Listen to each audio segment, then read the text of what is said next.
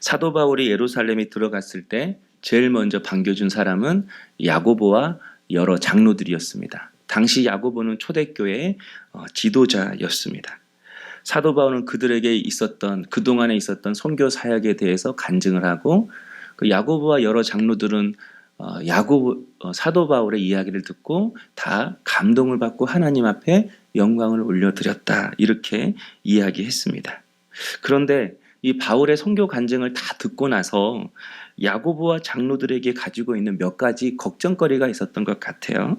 21절에 보니까 내가 이방인에 있는 모든 유대인들을 가르치되 모세를 배반하고 이들들에게 할례를 행하지 말고 또 관습을 지키지 말라 한다 함을 그들이 들었도다. 그러니까 당시 유대교에서 그리스도교로 개종한 유대 그리스도인들이 수만 명이나 되었다고 합니다. 그런데 그들 사이에 바울이 모세를 배반하고 할례와 율법과 간습을 금했다라는 이 가짜 뉴스가 퍼진 것입니다. 유대인들이 가장 위대하게 생각한 사람이 아브라함이잖아요. 그리고 모세입니다. 그런데 할례는 언제부터 시작이 됐죠? 아브라함 때부터 시작이 되죠. 그러니까 아브라함을 부정하고 또 모세는 이스라엘 백성들을 애굽에서 이끄는 영웅이잖아요. 그런데 모세를 배반했다. 이런 가짜 뉴스가 퍼지니까 아무리 유대 그리스도인이라 할지라도 이 사도 바울에 대한 오해와 심지어는 악감정까지도 그들에게 있었던 것 같습니다. 그래서 이 야고보와 여러 장로들이 이게 걱정이었던 것 같아요. 많은 유대인들이 비록 개종해서 예수님을 믿는 유대 그리스도인이 되었지만 그들 안에 있는 여전히 신앙 속에는요, 율법과 전통의 관습이 그들 안에 여전히 있었기 때문에 이런 바울에 대한 소문이 좀 걱정이 되었던 것 같아요. 우리 19세기 말에 우리 조선에 기독교가 들어왔을 때 복음이 들어오자마자 모든 관습과 문화가 딱 이렇게 끊어진 건 아니잖아요. 그 상황과 똑같습니다. 19세기 말에 기독교가 들어왔지만 여전히 반상의 제도가 심했어요. 그래서 양반과 그리고 다른 밑에 있는 계급은 함께 예배를 드리지 못했고 여자도 예배를 드리지 못했고 그리고 교족부의 이름조차도 여자 이름이 없었습니다. 하루아침에 그렇게 된 것이 아니죠. 단오날에도 애군을 물리친다고 창포에 머리를 감고 또 똑같이 정월 보름에도 애군을 물리친다고 집신받기를 하고 달집을 태우고 그랬잖아요. 그리고 그 당시에도 이렇게 예수를 잘 믿어도요, 길을 걷다가 천하대장군이 나타나면 이렇게 소원을 들고 빌었대요. 그리고 지나가다 돌이 이렇게 쌓여져 있으면 여러분도 충동되죠. 등산하시면서. 쌓아놓고 이렇게 소원을 빌고 이런 오랫동안 몸에 배어있던 그들만의 전통, 문화, 관습, 율법들이 그들에 있었기 때문에 그것이 한순간에 사라지기는 어려운 것이죠. 아직도 많은 유대 그리스도인들이 여전히 예수를 믿으면서도 할례를 행하고 이 율법을 지키고 전통과 문화를 지키는 이 삶을 고수했습니다. 그래서 야고보와 장로들이 바울에게 이렇게 말합니다. 22절 23절에 보니까 그러면 어찌할꼬 그들이 필연 그대가 온 것을 들으리니 우리가 말하는 이대로 하라. 이게 사도 바울에게 어떻게 해야 할지를 이제 야고보와 장로들이 가르쳐 준 거예요. 바로 그게 뭐냐면 유대인들이 이방인 지역에 갔다 오면 그들은 결례의식을 정한 기간 동안 치르고 제사를 드리게 되어 있습니다. 이게 유대인의 관습이죠.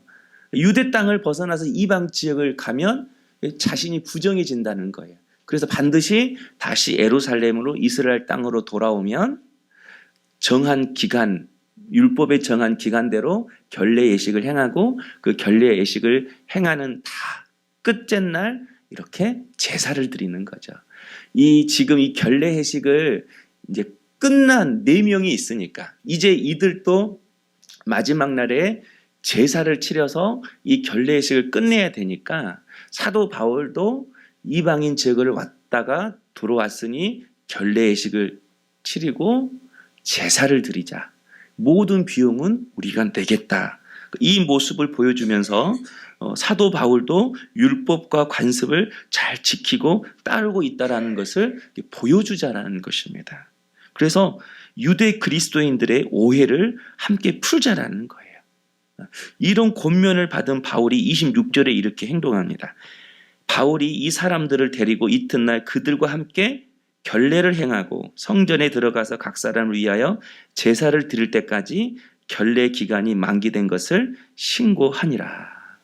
똑같이 유대인의 율법과 관습대로 이방인 지역을 갔다가 왔기 때문에 정한 기간 동안 결례 의식을 치르고 제사를 드리기로 사도 바울이 했다라는 겁니다. 여기서 여러분 한 가지 질문이 생겨요. 바울의 모습을 보면 마치 이 예루살렘 교회 여론이 걱정되어서 율법과 타협하는 것처럼 보입니다. 그렇지 않나요? 그래서 지금 무서운 여론 때문에 혹시나 어려움을 당할까 봐 오히려 율법의 신봉자인 것처럼 율법을 아주 잘 지키는 사람처럼 바울이 행동을 합니다. 그러나 여러분 우리가 알기에 바울은 분명 예루살렘에 들어갈 때 어떻게 이야기했나요? 복음을 증거하는 일에는 나의 생명을 조금도 귀한 것으로 여기지 않겠다. 내가 예루살렘에 갔을 때 많은 사람들이 환난과 결박이 있다고 했지만 나는 예루살렘으로 들어가겠다. 이런 결단을 하고 사도 바울이 예루살렘으로 들어갔잖아요. 그런데 들어가자마자 유대 그리스도인들의 오해와 그런 생각들이 있기 때문에 이것을 풀어주기 위해서 율법대로 지켜야 된다고 하니까 사도 바울이 야고보가 말하는 이대로 하는 거예요. 이럴 때 여러분 오히려 단호한 입장을 보여줘야만 되는 거 아닌가요? 이 첫 부분을 읽으니까 이게 좀 생각이 나더라고요.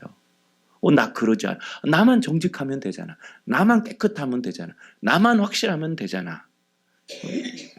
이렇게 생각할 수도 있습니다. 그런데 바울이 왜 이렇게 행동한 것일까요? 바울은 왜 야고보의 이런 제안을 받아들이는 것입니까? 이유는 바울이 행하는 이 율법이 지금 구원의 조건이 아니라 유대인의 간섭이었기 때문에 이렇게 한다라는 거예요. 바울 자신도 유대인이죠.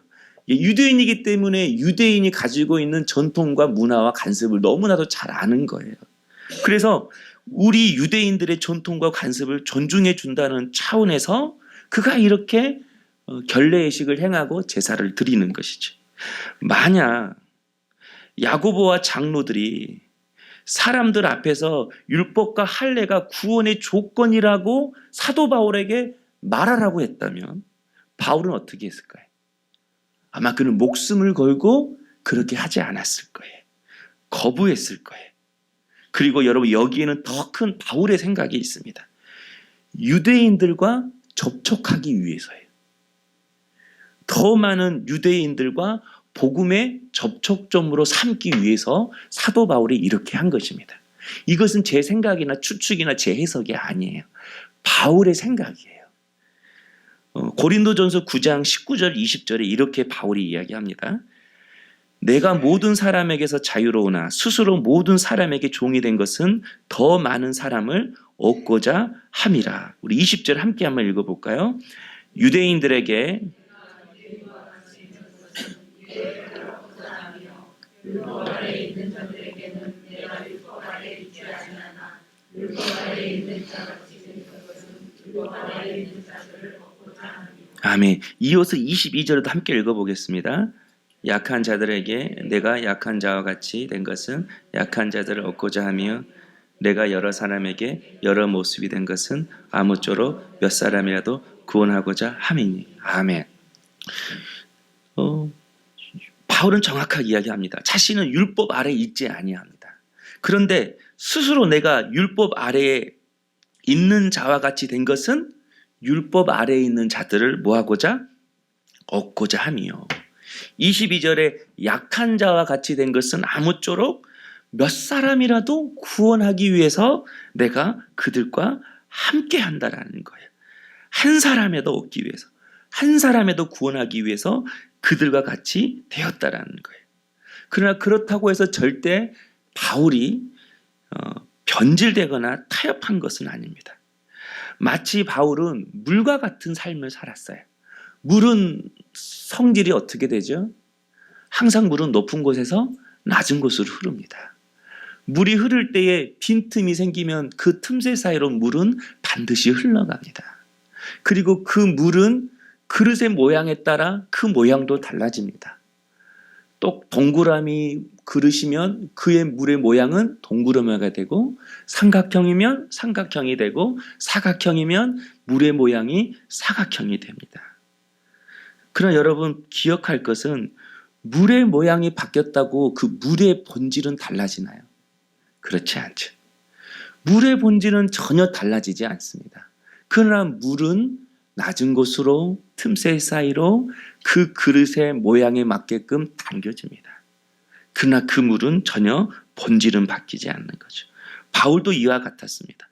복음을 전하기 위해서 사도 바울은 그들과 같이 되었어요. 자신의 삶, 자신의 형편을 그들과 같이 했을 뿐이지 그가 전한 복음은 절대로 변질되거나 타협되지 않았다라는 거예요. 바울이 고린도전서 2장에서 나는 예수와 십자가 외에는 자랑하지 않겠다, 그렇게 단호히 이야기를 했습니다. 오늘 우리의 삶이 이런 바울과 같은 삶이 될 수 있기를 소망합니다. 물과 같은 사람이 되기를 원해요. 우리에게 강물처럼 은혜가 흘러들어왔잖아요. 은혜를 성경은 물로 많이 표현을 합니다. 그래서 성경에 보면 물이라는 표현이 굉장히 많아요. 그 물이 흘러간다는 표현도 창세기 2장부터 나오잖아요. 에덴 동산에서 물이 흘러간다고. 우리가 받은 은혜를, 또 그 은혜를 흘려보내기를 원합니다. 흘려보낸다는 것은 어떻게 해요? 우리도 높은 곳에서 낮은 곳으로, 틈새가 있는 것은 어두운 틈새 사이로 들어가는 거죠. 그리고 낮은 사람은 낮은 자의 모양으로, 높은 사람은 높은 자의 모양으로, 어린아이면 어린 양의 모양으로, 청년이면 청년의 모양으로, 가난한 사람이면 가난한 사람의 모양으로 우리의 모습을 바꿔서 그들과 함께하되, 그들에게 전하는 복음은 예수님이 소망임을 분명히 이야기하는 것입니다. 모든 사람에게 같이 될 수 있는, 이런 열린 마음을 가질 수 있는 우리 사랑하는 성도님 될 수 있기를 주님의 이름으로 축복합니다. 그런데 한 가지 더 우리가 기억할 것은, 그렇다고 해서 바울이 모든 것을 다 그렇게 한 것은 아니었어요. 그들과 같이 되려고 노력은 했지만, 또 복음을 전하려고 하다가, 같이 되려고 하다가, 같이 되려고 하는 그 모습 속에서 한 사람이라도 믿음이 실족되거나 한 영혼을 해치게 됐을 때는 사도 바울이 절제했던 모습도 보게 됩니다. 고린도서 8장에 보면 고린도 지역에는 이방 신전이 많이 있었다고 하잖아요. 그래서 이 신전에 바쳐진 그 우상의 제물들, 그 고기들이 하도 많으니까 싼 값으로 시장에 내어져서 팔리는 고기들이 많이 있었습니다. 그때 그 우상에 드려진 그 제물들이 시장에 싼 값으로 팔렸을 때 사도 바울이 그때 이렇게 이야기해요. 비록 우상의 신전에서 나오는 제물들이지만 그들이 드린 신은 죽은 신이고, 그리고 만들어진 신이기 때문에 그 우상에 드려진 제물을 먹어도 괜찮다. 이 우상에 드려진 제물을 먹어도 하나님과의 관계에 아무런 이상이 없다. 먹어도 괜찮다. 이렇게 이야기를 합니다. 그런데 13절에 사도 바울이 결론을 마지막에 이렇게 바꿔요. 그런즉 너희의 자유가 믿음이 약한 자들에게 걸려 넘어지게 하는 것이 되지 않도록 조심하라. 내가 마음대로 먹을 수 있지만 나의 행동이 누군가에게 시험을 주고 영적 생명을 해치는 것이라면 절제해야 된다고 이야기를 합니다. 그러면서 10절에 이렇게 이야기해요.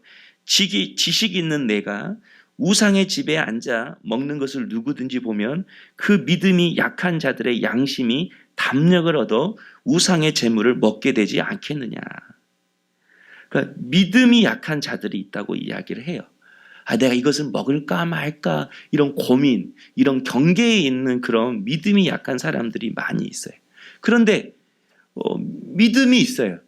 신앙생활을 오래 했어요. 근데 그 사람을 보니까 막 먹어요. 그 순간 양심의 담력을 얻는데 이런 말이거든요. 먹어도 괜찮네. 마셔도 괜찮네. 믿음 좋은 누구도 먹고 오래 교회 다니는 누구도 다 먹었네. 이렇게 되어서 내 안에 아직 복음이 정립되어지지 않았는데, 내 안에 아직 신앙이 정립되어지지 않았는데, 정립되어지지 않은 그 상황에서 먹어도 괜찮네, 해도 괜찮네 라고 했을 경우에는 오히려 죄를 짓게 한다라는 거예요. 죄를 지어도 무방하다고 생각하게 만든다라는 거예요. 그게 양심의 담력을 얻는다 그런 것입니다. 그래서 그리스도인에게 참 지혜로워야 할 것 같아요. 연약한 자와 함께 할 수 있는 열린 마음도 있어야 되지만 또 때로는 그것을 절제할 수 있는 분별력과 지혜도 굉장히 필요하다고 생각합니다. 저는 그 중에 대표적인 것이 음주 문화라고 생각을 해요. 지금 그리스도인들은 음주가 그리스도인들도 이 음주가 보편화되어 가고 있습니다. 오히려 같은 그리스도인들도 술을 마시지 않는 그리스도인들을 불편해하고 융통성 없고 사회생활 할 수 없는 사람으로 생각을 합니다. 그래서 지금 이 시대 문화 속에서도 지금 이 교회, 이 신앙의 문화 속에서도 술을 마시지 말라는 교회의 가르침이 유효한지 지금 이 시대의 그리스도인의 금주가 무슨 의미가 있는지 물어보는 사람들, 청년들도 굉장히 많이 있습니다. 그러나 저는 지금도 그리스도인이 술을 마시지 말아야 한다는 가르침은 여전히 유효하다고 생각합니다. 술로 얼마나 많은 관계가 깨어지고 가정이 깨어지고 고통을 받고 있는 사람들이 얼마나 많은 줄을 모릅니다. 자신도 모르게 하루 맥주 한 잔을 마셔야 잠이 든다라는 사람들이 굉장히 많습니다. 그러나 그것이 알코올 초기 증상임을 모르고 살아가는 젊은이들이 굉장히 많이 있습니다. 제가 군대를 제대하고 나서 다시 청년부 활동을 했을 때 그때 새로운 청년 목사님이 오셨습니다. 그 목사님이 굉장히 그 당시 저에게는 센세이션이었고 파격적인 목사님이셨어요. 때로는 저렇네, 저렇게도 멋있네, 저렇게도 신앙생활 해도 괜찮겠네, 자신감을 들게 할 정도로 그런 메시지를 전했습니다. 그때 제게 가장 신선했던 것은 대학생일 때는 술 한 잔씩 마셔도 되고 사회생활 할 때에도 성도도 술자리를 피하지 말아야 한다는 거였어요. 특별히 술은 대학의 낭반이고 진정한 크리스찬인은 술자리 속에서도 당당하게 술 한잔 하면서 예수를 전할 수 있어야 한다고 이야기를 했어요. 술자리가 무섭다고 피하면 그들을 만날 기회가 없다고, 그들에게 복음을 전할 접촉점이 없다고, 술자리에도 과감히 나가서 술 한잔 마시면서 복음을 전해야 한다고, 술은 안 마시면서 술잔에 콜라 채워놓고 안줄밥만 세우는 사람처럼 꼴보기 싫은 사람 없다고, 절대 그런 사람이 되지 말라고 그렇게 저희들이 당부하셨습니다. 그리고 저희들에게 이렇게 물어보셨어요. 믿으십니까? 믿으십니까? 그래서 저도 모르게 아멘 제가 그때 그랬던 것 같습니다. 나중에 직장 가서도 그렇게 해야 한다고 했던 것 같아요. 술 한 잔씩 하고 그래서 제가 이제 그 말을 듣고 이제 대학교 때 그렇게 했던 것 같아요. 우리 후배들하고 동기들하고 술 한 잔씩 하면서 예비역 때에 예비역 조심하십시오. 예비역 때에 술 한 잔씩 하면서 너 교회 다니냐 물어보고 어디 교회 다니냐 물어보고 안 다니면 교회 다니라고 이야기하고 제가 그렇게 했던 것 같아요. 다시 교회 나가라고 이야기를 하고. 결론은 어떻게 되었을까요? 결론은 나중에 보니까 어느 누구 한 사람도 술 한잔 하면서 복음을 전하는 저에게 진정한 크리스찬이라고 말하는 사람은 한 사람도 없었습니다. 나는 깨어있는 크리스찬이라고 그렇게 했지만 저에게 한 사람도 깨어있는 크리스찬이라고 말하는 사람들은 결코 한 사람도 없었습니다. 오히려 제가 없는 술자리에서 저처럼 신앙생활하고 있는 후배들이 교회에 다니는 용기도 술을 마시더라. 그러니까 괜찮아. 야, 용기는 찬양 인도까지 해. 너 직분 있어 없어? 평신도예요. 그럼 더욱 괜찮아. 그렇게 저 때문에 많은 후배들이 믿음의 양심에 담력을 얻어서 담대하게 술을 마시게 되었다. 그렇게 제가 들었습니다. 나는 똑똑하고 나는 깨어있고 이 시대를 너무나도 잘 아는 신앙인이고 모든 유혹도 내가 잘 절제할 수 있고 내가 잘 판단할 수 있고 나의 이 지식, 나의 믿음, 나의 이 신앙을 믿었지만 믿음이 약한 친구들에게는 그들 안에 있던 신앙의 정립함이 없이 술을 마셔도 괜찮다. 이런 면죄부를 주었던 것 같아요. 그런 제가 23살에 주님을 만난 이후로 제 입술에 술 한 방울도 되지 않고 지금까지 오고 있습니다. 혹시나 목사인 제가 어느 자리에 있었든 어떤 술이든 단 한 방울의 술이라도 입에 댄다면 제가 술을 마시는 그 모습을 보고 도리어 많은 사람들의 음주에 대해 당당하게 면죄부를 얻게 되지 않겠습니까?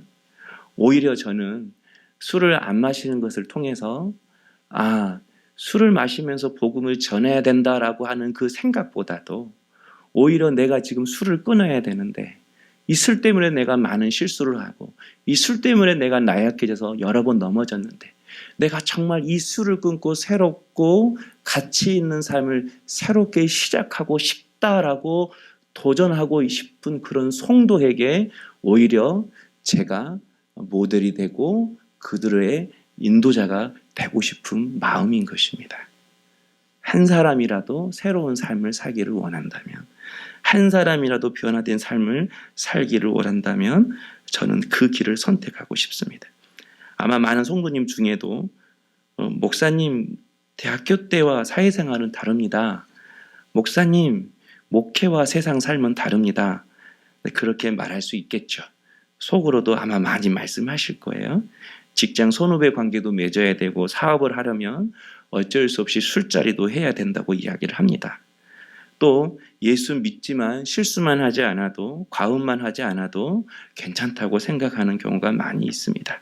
그래야 일이 잘 되고 안 되던 일도 풀리고 관계도 좋아진다고. 여러분 그렇게 생각하면서 혹시 누군가에게 술을 먹어도 괜찮다라는 면죄부를 주고 있지는 않습니까?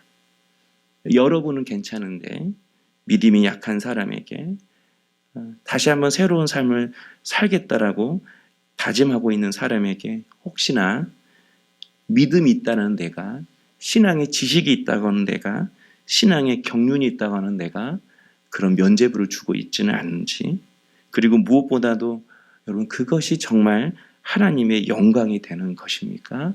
다시 한번 우리 묻고 한번 점검해 보았으면 좋겠습니다. 단지 금주의 문제만이 아닙니다. 정말 우리의 삶 속에서 금요일 말씀처럼 부득이하여 어쩔 수 없이 해야 할 일들이 많이 있습니다. 그러나 여러분 그것을 놓고 여러분들이 붙잡고 정말 기도했으면 좋겠습니다. 사도 바울은 고린도서 10장 31절에 너희가 먹든지 마시든지 무엇을 하든지 다 하나님의 영광을 위하여 하라. 저는 이 말씀대로 살아간 사람을 너무나도 많이 봤습니다. 직장생활 하려면 어쩔 수 없었다. 사회생활 하면 어쩔 수 없었다라고 하지만 포스코 그 수천 명이 다니는 그 회사에서도 이렇게 하나님의 영광을 위해서 믿음 생활 잘하는 사람들이 너무나도 많이 있습니다. 술자리를 빌지 않더라도 주님이 주신 지혜와 주님의 성품으로 선후배들을 잘 섬기고 세워주고 맡은 일들을 잘 감당해서 승진을 잘할 뿐만 아니라 위아래로 존경받는 믿음의 사람들이 너무나도 많이 있음을 저는 제 눈으로 보았고 우리 배혈 목사님도 많이 보았습니다. 사업을 할 때에도 굳이 술자리가 아니더라도 하나님의 지혜를 구하면서 만남의 축복을 구하면서 그 일들을 이루어가는 성도들을 많이 보았습니다. 사랑하는 성도 여러분, 하나님의 영광을 위해 하는 일들에는 반드시 하나님께서 주시는 지혜와 은혜와 능력이 있는 줄로 믿습니다. 모든 상황 속에서 부득이하여 세상의 시대의 흐름을 따라가는 사람이 아니라 정말 이것이 하나님의 영광을 위하는 것인가 묻고, 또 각자에게 그때 주시는 그 양심의, 신앙의 양심에 따라서 여러분이 믿음으로 과감하게 결단하고 그 길을 걸어간다면 그 길에 갈 수 있는 힘과 능력을 주실 줄로 믿습니다. 어제 제자훈련을 하는데 한 분이 이런 말씀 묵상을 해주시더라고요. 하나님께서 제자들에게, 예수님이 제자들이 전도를 갈 때에 능력을 주셨을 때요. 가만히 있으면 은혜 주고 능력 받을 줄 알았는데 성경을 보니까 전도하려고 할 때에 주님이 능력을 주셨다라는 거예요. 여러분, 능력은 언제 옵니까? 믿음으로 살려고 하는 자에게 믿음이 오고요. 하나님의 지혜로 살려고 하는 자에게 하나님의 지혜가 임하고요. 하나님의 능력이 있어야만 살겠다라고 고백하는 자에게 하나님의 능력이 임하는 것입니다. 오늘 이 시간 우리가 어떻게 살겠다라고 먼저 믿음의 결정을 내리면, 뜻을 정하면 지혜가 임하고 믿음이 임하고 능력이 임하고 응답이 임하고 불칠자를 붙이고 길을 열어주셔서 정말 하나님의 영광을 위해 사는 삶으로 우리를 만들어 주실 것입니다. 세상을 바꾸고 새롭게 하는 것은 크기나 물질이 아닌 거 아시죠? 세상을 바꾸는 것은 언제나 그리스도인의 거룩함입니다. 그 아시아가, 그 로마 제국이 어떻게 바뀌었습니까? 바울이 전하는 복음을 듣는 성도의 거룩함이 유럽 전역을 바뀌었습니다. 세상의 빛과 소금으로 부름받은 우리가 하고 싶은 거 다 하고, 가지고 싶은 거 다 가지고, 먹고 싶은 거 다 먹고, 마시고 싶은 거 다 마시면서 절대로 우리의 삶도 세상도 변화시킬 수 없습니다. 언제나 하나님은 거룩함을 붙들고 살아가기를 원하는, 주님의 거룩함을 드러내기를 원하는 남은 자, 영적인 소수, 거룩함의 소수를 통하여서 하나님의 놀라운 역사를 이루어 가시는 것입니다. 여러분을 통하여 여러분의 가정이 새롭게 되기를 원합니다. 여러분을 통하여 여러분의 삶과 직장과 일터와 사업처가 새롭게 변화되기를 소망합니다. 저는 여러분들이 만일을 품기에 다가가는 열린 마음을 품을 뿐만 아니라 한 영혼을 세우기 위해서 때로는 절제함과 거룩함을 가지고 나아가는 정말 지혜로운 성도, 분별력 있는 성도 될 수 있기를 주님의 이름으로 축복합니다.